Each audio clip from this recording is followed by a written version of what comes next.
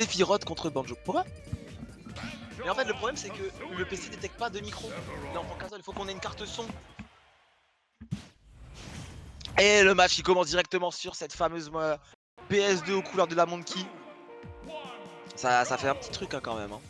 Et Sarasa qui aura choisi un Sephiroth contre le Banjo et Kazooie de Torgal. Le premier side B qui est claqué, la première Wonder Wing qu'on voit apparaître, le Up Smash. Et Sarasa qui commence cette game directement en désavantage. Hein. La position s'est inversée. Mais oula, on boit un petit peu des deux côtés. Alors, ce downer n'avait rien à faire là. Cette dash attack qui a essayé de punir ce downer n'était pas assez laggy. Il y a le deuxième Wonder Wing qui vient, la dash attack qui vient mettre en désavantage ce Sephiroth. Le up smash qui est un peu piffé, c'est pas grave.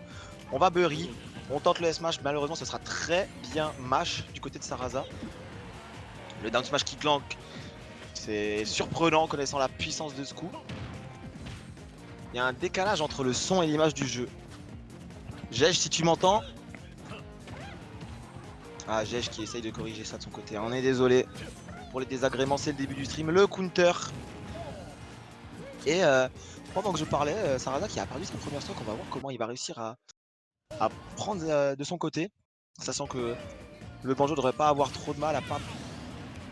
Et il me coupe la parole, le mauvais garçon là. Torgal qui vient de perdre sa première stock du tournoi. On essaye de trouver des ouvertures du côté des deux joueurs. Hein. Le S-Mash qui aura été tenté en read de roll. Le side B.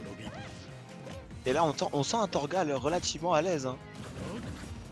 Je sais pas s'il connaît le match-up ou si c'est Sarasa qui... Enfin s'il est rentré dans la tête de Sarasa, mais là pour l'instant ça se passe plutôt très bien. Malgré des interactions somme toute cheloues de temps en temps. Celle-ci par exemple. On a peur de cette grenade hein, du côté de ce Sephiroth. Et on peut prendre beaucoup de side B, ce serait peut-être l'heure de changer du côté de Sarasa. Et là on a... J'ai l'impression que les dash attack et les side B de Banjo il est relativement client de ça Sarasa. Faut réveiller à faire attention parce que ces moves peuvent tuer à un moment. Voilà, side B de nouveau trouvé. Et cette première game qui... J'ai l'impression que niveau pourcent il fait pas mal d'erreurs en désavantage notre ami Torgal, du coup il prend pas mal de pourcent mais j'ai l'impression que dès qu'on retourne dans le neutral, il a une phase d'avantage qui dure très longtemps et qui met beaucoup de pourcent. Voilà, on chope cette roll-in et on vient se prendre ça, voilà, c'est déjà 64% infligé. Qu'est-ce qu'il a tenté là? C'était... Et le backer qui vient prendre cette stock. On est en dernière stock, on a 73% du côté, 85 maintenant du côté de Sarasa. Est-ce qu'il est capable de remonter? Est-ce qu'il est capable de revenir dans cette game quand on sent un Torgal qui comprend relativement bien comment il joue? La grenade, le side B. C'était un setup qu'on voit beaucoup Kilo Crimson faire. Hein. Dépendant du timing, ça peut facilement toucher, ça peut facilement, peut-être pas être un combo trou, mais facilement piéger l'adversaire. Qui va tenter une option défensive, le S-Mash qui est totalement pissé. On sent que Torgal veut prendre cette stock, il veut mettre fin à cette game 1. Et Sarasa qui pour l'instant ne le laisse pas faire. Même s'il est en désavantage, on ne trouve pas ce up smash. Hein. Ça, il s'est suffi de peu de frappe. Et la dash attack qui vient prendre la game 1. Et on a un Torgal qui gagne cette game. Donc on est en BO3, hein. C'est le winner round 1 seulement. On rappelle, ces deux personnes sont des TIO dans leurs régions respectives. C'est pour ça qu'on les a mis en stream. Et on va voir lequel des TIO est le meilleur sur le terrain.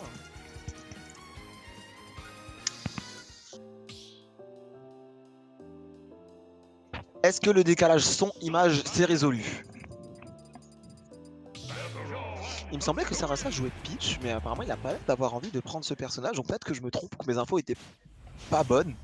Mais non, il reste sur Sephiroth et toujours Banjo du côté de Torgal. Et on retourne sur PS2, on n'a pas envie de changer de map, on se dit que c'est pas la map qui nous a fait défaut durant cette première game. Et là on y retourne directement et on sent un Sephiroth qui essaye d'être plus agressif que la game 1. Hein. Il joue plus Peach depuis 2 ans, ok, my bad. Il joue Sephiroth depuis sa sortie du coup, c'est ça? Je prends les infos. Hein. On prend énormément de side B, hein. Il faudrait peut-être revoir sa manière d'agresser. J'ai l'impression que Torgal, dès qu'il sent que l'adversaire veut lui mettre une série de coups qui ne vont pas connecter entre eux, qui ne vont pas être trop, il met ce side B, il sait qu'il y a de l'armure, il sait qu'il va gagner. Et ça lui réussit plutôt bien. Hein. Donc maintenant c'est aux côtés de Sarasa de s'adapter et de comprendre que si son combo n'est pas trop, de ne pas l'effectuer. Et on a failli mourir si tôt à cause de ce side de Banjo. Le smash qui est plutôt bien space, hein, la punition ne pourra pas être si énorme que ça. On est relativement even dans cette game, hein, on s'échange les coups, l'un est en désavantage, l'autre y va. Il n'y a pas vraiment un net écart de niveau qui permet qu'on ait un match à sens unique. Du moins pas pour l'instant.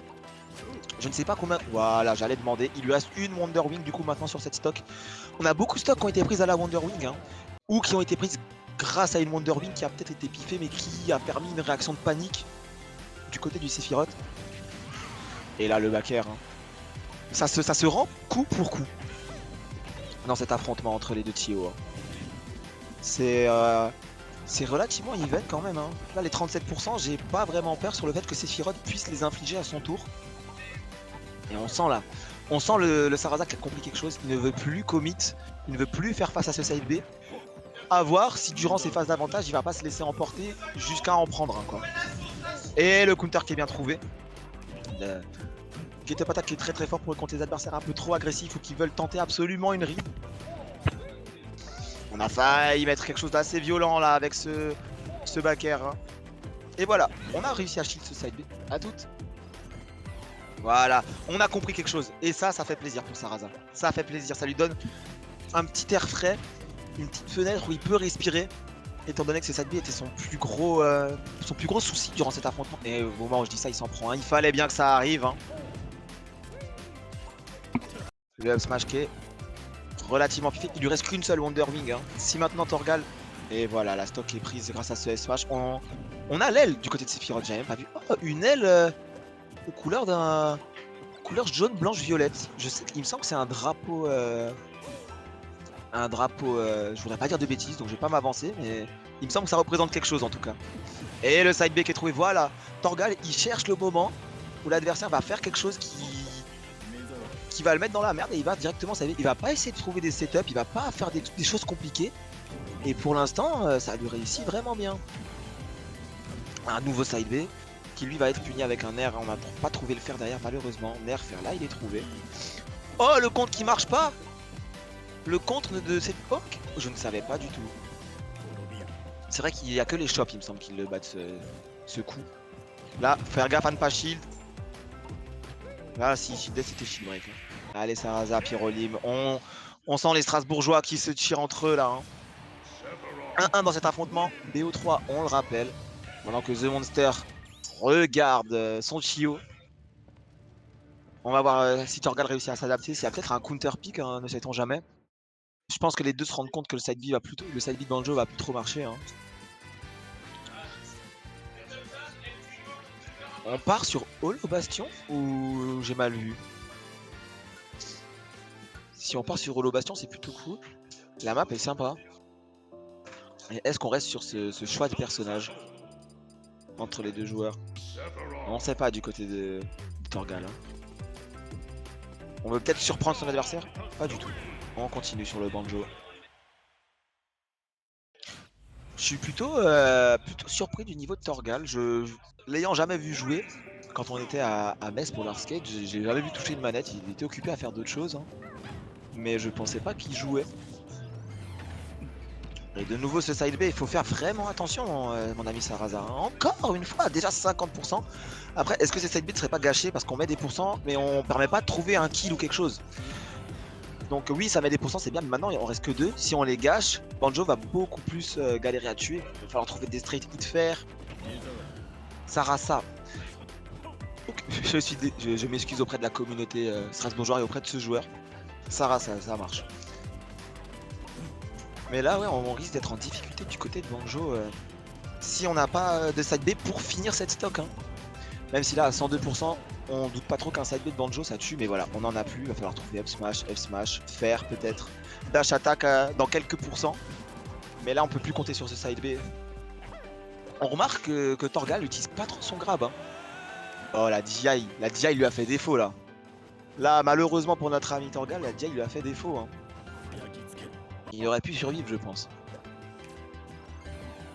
Et on retente ce side B, ça ne marche plus Torgal. Il faut stop. va falloir trouver une solution maintenant pour trouver cette stock. Et pour pas trop se faire snowball. Sarasa du coup qui s'est relativement réveillé dans cette. On a vu une game qui était un peu plus à double tranchant pour lui. Dans le sens où à chaque coup il s'en prenait un derrière et ça lui avait vraiment fait défaut. Là il est beaucoup mieux en termes d'agression, en termes de défense. On commit pas trop et même quand on commit on space relativement bien. Même si c'est des gros coups, on arrive généralement à pas trop se faire punir.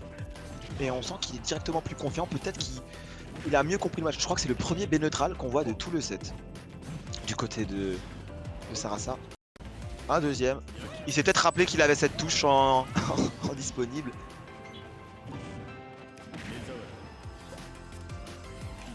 Et là, on a 2 stocks à 1. La game semble relativement bien entamée pour le Strasbourgeois.